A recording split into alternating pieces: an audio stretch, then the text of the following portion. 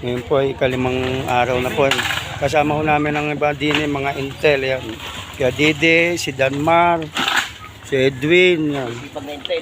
Yan mga masisipag na Intel. Pero lahat naman ng masisipag. Yun nga lang nagkakataon talaga sila sumasama sa ganitong mga gawain sa ating barangay, lalo na sa ganito. Baka dito tumakbo.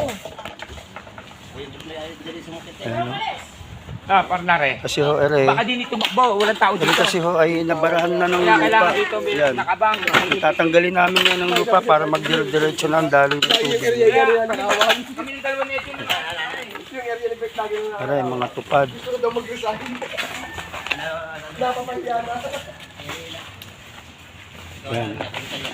Eh, bakit ano yan? Hindi yung Paki-subscribe lang ho sa YouTube ng Danilo Lagrosa. Hindi, nasa YouTube mo. gusto mo yun. Ha?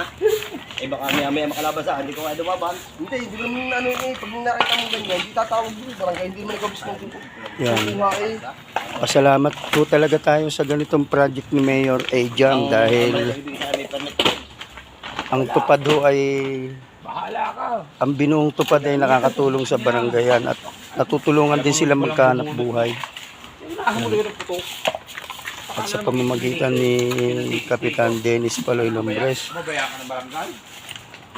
ito po yung project na to ay seryosong tutuunan ho talaga ng pansin dahil ito ay pakinabang ho sa mga walang hanap buhay at tulong na rin sa kalinisan ng ating barangay, lalong lalo na ho din sa Mount Clair. Gusto ko lang bigyan. Pamakin ni Kapitan. Kaya dali niyo, tawagan niyo ako. Eh, ewan ko lang kung mga hindi ganun pa. Parang hindi ganun pa lang. Ayan. Sayang. Okay. Aba, ikaw produce na mo,